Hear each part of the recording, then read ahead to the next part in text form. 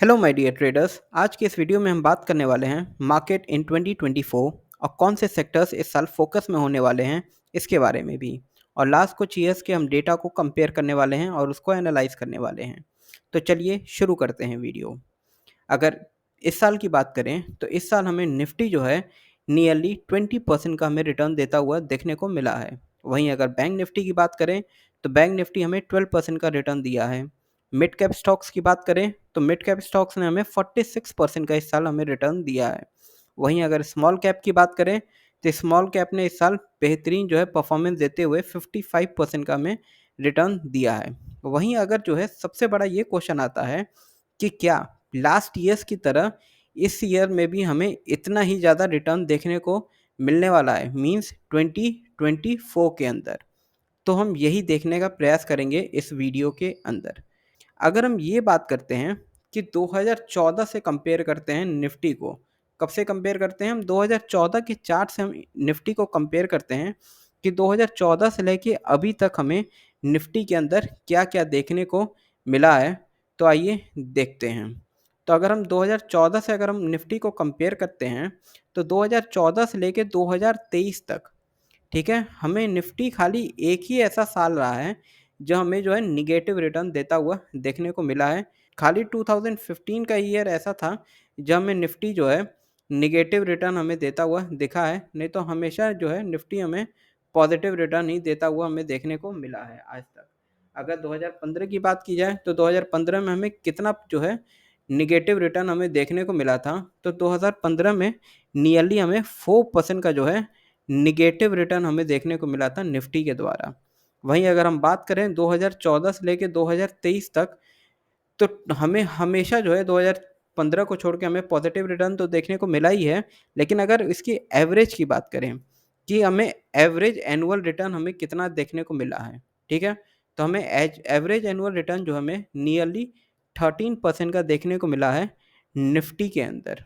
Looking at the India's prospect and global positioning in the terms of GDP growth rate, I anticipate that the positive trend will be continued। और वहीं अगर मैं अपनी prediction की बात करूं कि हम निफ्टी को कहां देख सकते हैं फ्यूचर्स में, ठीक है, फ्यूचर आने वाले फ्यूचर में हम निफ्टी को कहाँ दे सकते हैं, तो मेरी ये एंटिसिपेशन है कि हमें निफ्टी जल्द ही 30,000 तक देखने को मिल सकता है, मात्र 1.2 ईयर्स से लेके लगभग 2 ईयर्स के बीच में। मेरा ये कहना है कि हमें 30,000 जो है निफ्टी जाता हुआ देखने को मिल सकता है मात्र 1.5 से 2 साल के बीच में ही। ऐसा मैं क्यों कह रहा हूँ देखते हैं। तो अगर हम इसके पहले पॉइंट को देखते हैं तो हम इंडिया का अगर जीडीपी ग्रोथ रेट को अगर हम कंपेयर करते हैं लास्ट 10 ईयर्स का, तो हमें लास्ट 10 ईयर्स में जीडीपी ग्रोथ रेट जो इंडिया का देखने को मिल रहा है वो है 6.2%, ठीक है। वहीं अगर हम निफ्टी के रिटर्न्स की खाली बात करें तो जो हमने बोला था कि एवरेज हमें 13% का देखने को मिला है।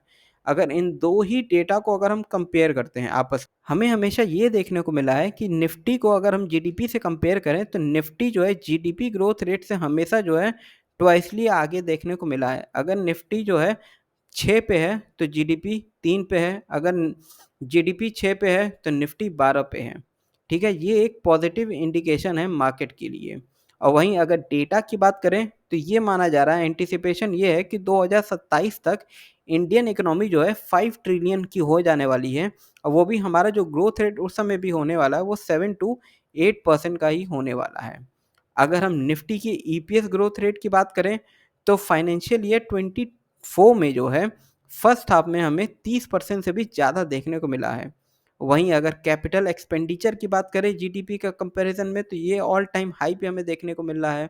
वहीं अगर गवर्नमेंट की ओर से जो है रिन्यूएबल एनर्जी पे हम बात करें तो उसकी कैपेक्स हमें देखने को मिल सकती है 19 लाख करोड़ की आने वाले 5 सालों के अंदर।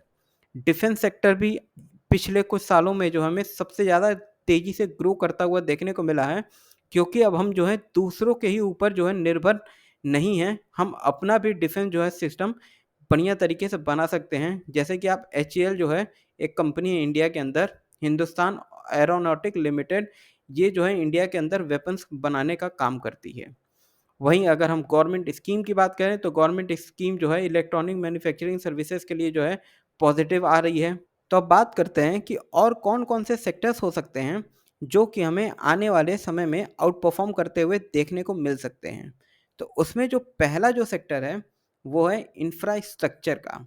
अब इंफ्रास्ट्रक्चर की हम बात यहाँ पे क्यों कर रहे हैं, क्योंकि अगर आप यहाँ पे क्लियरली देखें तो आप क्लियरली यहाँ पे देख सकते हैं कि जब यहाँ पे था इंफ्रास्ट्रक्चर, मींस लगभग 2007 या 2008 के आसपास का जो समय था, इस समय जो है इसने अपना एक हाई बनाया और उस हाई को आज तक कभी भी मार्केट तोड़ नहीं पाया। उसके बाद एक गिरावट हमको देखने को मिली और गिरावट के बाद हमें एक कंसोलिडेशन देखने को मिला था और कंसोलिडेशन हमें 2020 के अंदर जो हमें टूटता हुआ हमें देखने को मिला था, जब मार्केट के अंदर जो है कोविड के बाद एक आउटब्रेक हमें ब्रेकआउट देखने को मिला था।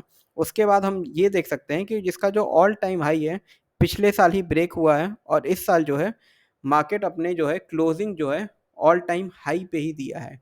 मार्केट में ऑल टाइम हाई पे ही क्लोजिंग देना ये एक पॉजिटिव जो है इंडिकेशन है किसी भी कैंडल स्टिक का।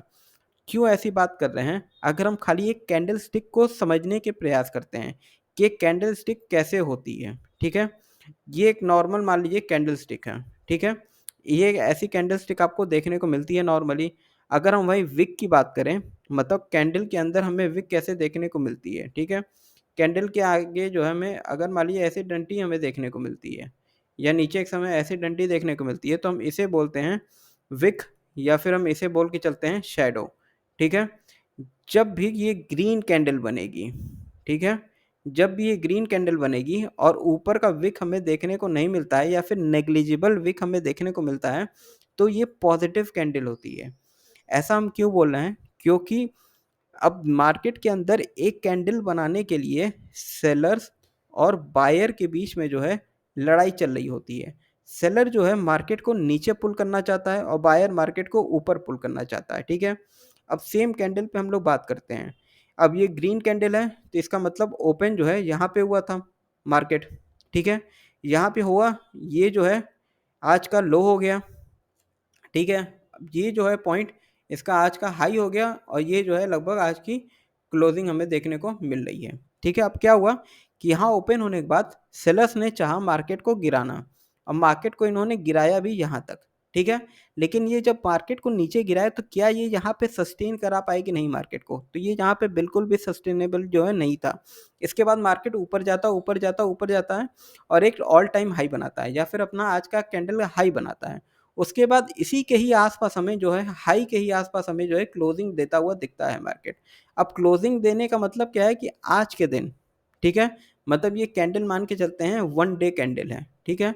एक दिन की कैंडल है। तो आज के दिन क्या हुआ कि बायर्स की जीत हुई है। क्यों? क्योंकि कैंडल जो है अपने हाई के आसपास जो है बंद होते हुए हमें दिख रही है। वहीं अगर मान लीजिए कैंडल यहाँ पे बंद होती हुई हमें दिखती, तो हम ये मान के चल सकते हैं कि आज के दिन सेलर्स की हमें जीत होती हुई देखने को मिल रही है।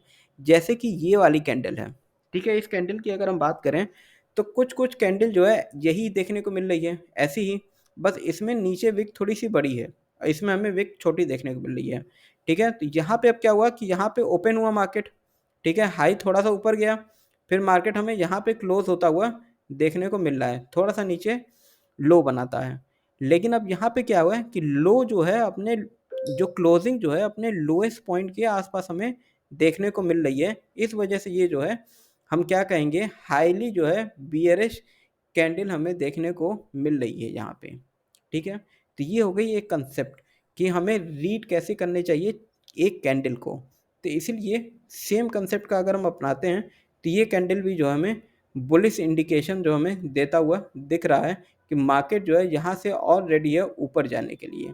अगर हम दूसरे सेक्टर की बात करें कि और कौन-कौन से सेक्टर्स हैं जो हमें बुलिश लग रहे हैं इस साल हमें देखने के लिए, तो जो अगला जो सेक्टर हमें जो बुलिश लग रहा है वो है पीएसयू बैंक।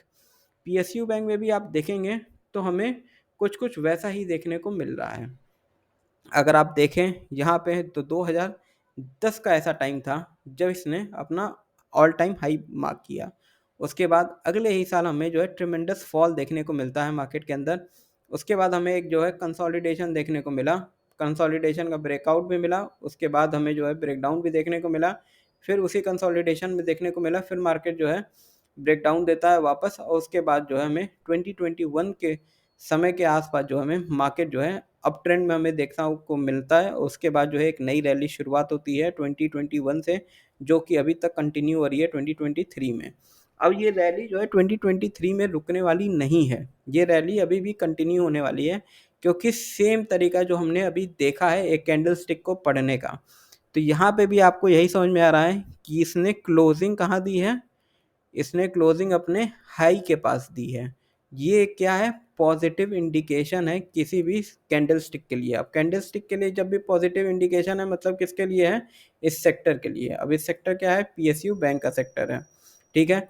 अब पीएसयू बैंक में भी हम अगर बात करें तो पीएनबी की अगर हम बात करें, कैनरा बैंक की अगर हम बात करें, ठीक है, कैनरा बैंक की अगर हम बात करें, और भी हैं स्टॉक्स, अगर हम उनकी भी बात करते हैं, जैसे बैंक ऑफ बड़ौदा है उसकी बात करते हैं।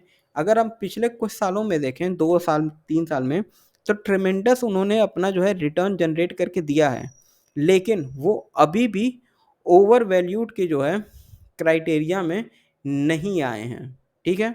इसका मतलब क्या है कि अभी भी हम उनको बाई करके चल सकते हैं अगर हमें फ्रेश ब्रेकआउट देखने को मिलता है। लेकिन वहीं हमें कुछ स्टॉक्स हैं जो हमें ओवर वैल्यूड होते हुए देखने को मिल रहे हैं। तो इसीलिए अभी मैं बात कर रहा हूँ कि पीएसयू बैंक में अभी भी रैली बची हुई है। इस साल भी हमें पीएसयू बैंक जो है अच्छा परफॉर्म करते हुए देखने को मिल सकता है। और अगर कुछ और सेक्टर्स की बात करें कि पीएसयू को छोड़ के भी हमें कौन से सेक्टर जो है ऊपर जाते हुए देखने को मिल सकते हैं, तो है पावर सेक्टर। अब पावर सेक्टर तो आप लोग को भी पता होगा कि मोदी सरकार ने जो है इस समय हेविली जो है इन्वेस्ट किया है पावर सेक्टर के ऊपर, और पावर सेक्टर ही हमें पता है कि 2030 तक जो है हमें सबसे ज़्यादा रिटर्न हो सकता है देने वाला सेक्टर बन जाए। अब यहाँ पे भी अगर हम बात करें तो सेम सिनेरियो है कि 2007 में इसने ऑल टाइम हाई बनाया, उसके बाद मार्केट में ट्रेमेंडस फॉल आता है, उसके बाद मार्केट एक कंसोलिडेशन फेज में हमें देखने को मिलता है। कंसोलिडेशन फेज का हमें जो है ब्रेकआउट देखने को मिलता है 2021 के अंदर। और अगर यहाँ पे भी अगर हम बात करें कैंडल स्टिक की, तो यहाँ पे भी सेम सिनेरियो बन रहा है लास्ट 2 कैंडल स्टिक की ही तरह। अगर बात करें तो यहाँ पे जो है कैंडल ओपन होती हुई हमें देखने को मिल रही है। मार्क किया है लो इसने बहुत ही ज़्यादा नीचे, लेकिन हाई इसने जो है थोड़ा सा ऊपर बनाया है, जस्ट क्लोजिंग के ही आसपास। अब इसका भी मतलब जो है लास्ट कैंडल की ही तरह है। मैं आपको छोटे में ही रिपीट करना चाहता हूँ कि कैंडल जो है क्लोजिंग जो है हाई के आसपास दी है, मतलब क्या है, पॉजिटिव इंडिकेशन दे रहा है कि पावर सेक्टर इस साल भी जो है रैली के लिए जो हमें तैयार देखने को मिल रहा है। अब ये हुई कि कुछ सेक्टर्स की बात, कि हम चार्ट पे बात किए हैं कि हमें कौन कौन से सेक्टर्स जो है देखने को मिल सकते हैं पॉजिटिव। अगर हम और भी कुछ सेक्टर्स की बात करें कि और कौन कौन से सेक्टर्स हैं जो हमें देखने को मिल सकते हैं कि इस साल भागते हुए, तो अगर हम उन सेक्टर्स के बारे में बात करें तो वो जो सेक्टर्स निकल के आ रहे हैं उसमें पहला जो नाम है वो है रेलवे का, कि हमें रेलवे के स्टॉक जो हैं इस साल हमें वापस से भागते हुए हमें देखने को मिल सकते हैं, क्योंकि आपको पता है कि इस साल कुछ नई जो है ट्रेन्स का जो है उद्घाटन किया जाना है, और कुछ नई जो है ट्रैक्स जो है इंडिया में बनने वाली हैं, नई कनेक्टिविटी आने वाली है।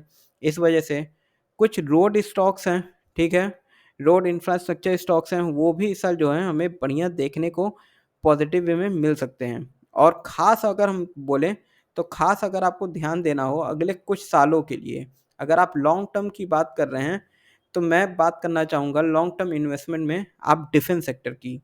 डिफेंस ही ऐसा सेक्टर है जो हमको लगता है आने वाले कुछ सालों में मार्केट को आउट परफॉर्म करता हुआ देखने को मिल सकता है। मतलब जितने भी हमें सेक्टर्स देखने को मिल रहे हैं उसमें सबसे ज़्यादा रिटर्न हमें यही दे सकता है आगे आने वाले कुछ सालों में। मेरी ये बेट है, मेरी जो बेट चल रही है वो है डिफेंस सेक्टर्स के ऊपर।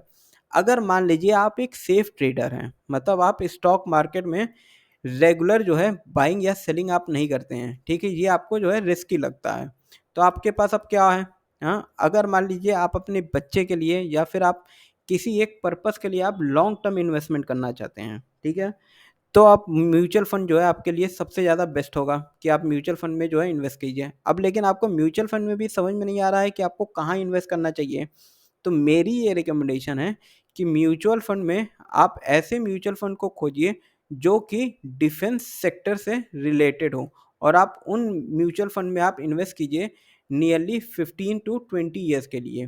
तो आप देखने को मिलेगा कि आपको मार्केट को अब आउट परफॉर्म करता हुआ देखने को मिल सकता है ये वाला सेक्टर जिसका नाम है डिफेंस सेक्टर।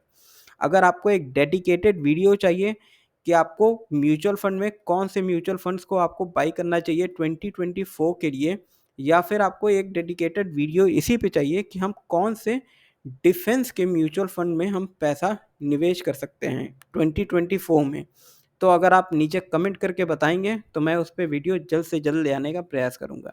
तो आज की वीडियो यहीं तक रखते हैं। अगर आपको वीडियो अच्छी लगी तो प्लीज़ लाइक कीजिए, सब्सक्राइब कीजिए। तो मिलते हैं ऐसे ही किसी और वीडियो में, तब तक अपना ध्यान रखें। Safe trading.